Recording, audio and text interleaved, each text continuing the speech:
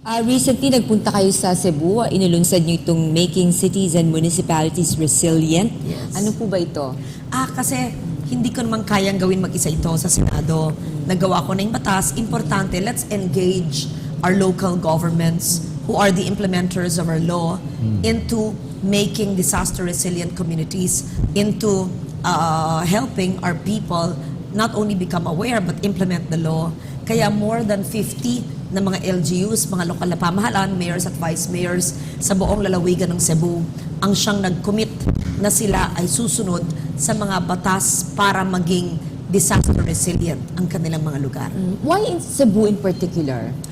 Isa lamang yan sa mga lugar na magpapatuloy tayong magpupulong. Dapat siguro sa Bicol din, no? Yes. Nagawa na namin sa Bicol yan actually nung 2007 or 2008 with Governor Joey Salceda sa Albay, sa NCR, National Capital Region, sa Metro Manila dito, February 11, I think, because this is also very vulnerable. In fact, ang NCR daw ang pinaka-vulnerable na region sa Pilipinas. Siguro dahil sa masyadong dikit-dikit na mga bahay, dahil masyadong maraming esteros na may mga nakatayong mga bahay, siguro dahil overpopulated na nga ang Metro Manila. Pero sinasabi silang 10 essential actions to reduce disaster risks. Ano to? Ano to mga 10 aksyon? Marami yung mga pang-araw-araw na ginagawa. Una nga, awareness. Pangalawa, pagtayo ng mga bahay, kailangan akma sa ating mga land use. Meron mga comprehensive land use, local land use plans. Pangatlo, sundin natin mga batas ng kalikasan. Pang-apat, yung mga safe hospitals and safe schools. Ilagay sila sa mga lugar na hindi maaanod. Ganoon. Meron mga alituntunin na dapat sundin para maging disaster resilient yung community. Gumagawa ba kayo ng batas na maaring maparusahan yung opisyal kung hindi niya ipatupad sa lugar niya? For example, yung mga bawal tumira, bawal magkaroon ng informal settlers sa mga estero kasi nga ito yung one of the causes ng pagbaha, no?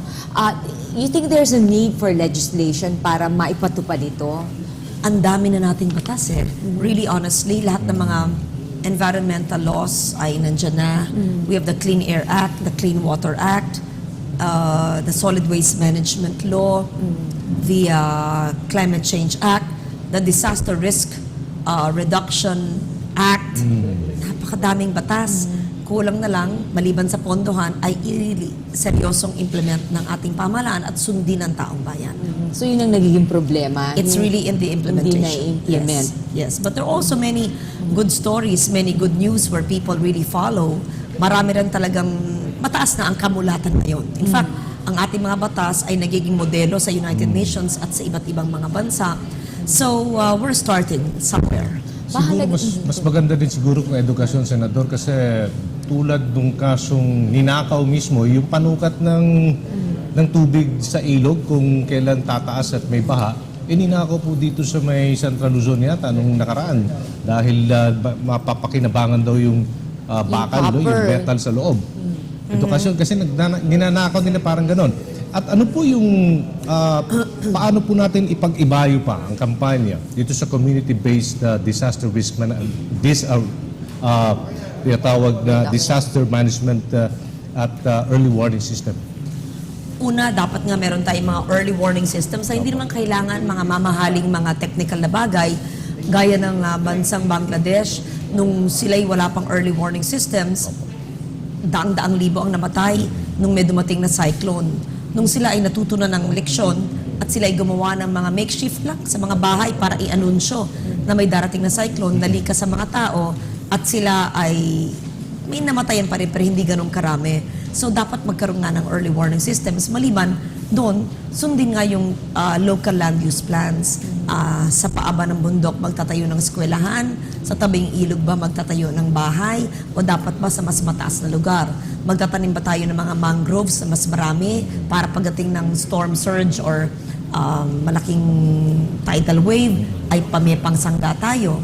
Tayo ba ay titira sa paan ng bundok, nakalbo na dahil pag umulan, walang sisip-sip sa tubig ulan, ito'y mahuhulog at maaring maanod yung bahay. So, ganun ang ating mga pag-uusapan sa pagtatayo ng mga bahay sa mga probinsya. Yung kasi mahalaga yung marami sa atin nagte-text na no. It could be one Text source also, of very, very early warning. useful. Oo. Except yung mga lugar, talagang liblib na walang cell site. Iba naman, pag walang kuryente, baka hindi na-charge ang cellphone, wala din. Wala, oo. So, maraming mga pamamaraan naman, kung hindi walang teknolohiya, gaya sa Bangladesh, sinabi ko, I think ang ginamit nila, red flags. Parang red, itong ibig sabihin, or iba kakutok sa mga pinto, iba parang may clang-clang-clang, mga bell sila. So, hindi really kailangan high-tech. But sa atin, sa Pilipinas, halos lahat ng sulok. May cell site, ang dami na ba dyan mga ibang mga network. So, text is important. Marami tayong local radio stations, not necessarily the networks, maybe not television all the time, but the local radio stations. Pwede yun. Okay, so thank you very much at good luck po sa inyo. Sana naman more people will be aware of this cause of yours at Yes, talagang maging cooperative naman. Yes. Salamat sa ito at napapanahon na tayo ay maging aware dito at gumawa ng aksyon sa local level, national level, in whatever way we can, lalo na ang kabataan, because this is something that could take away lives from us and could set us back economically. Thank you. Thank you at magandang umaga.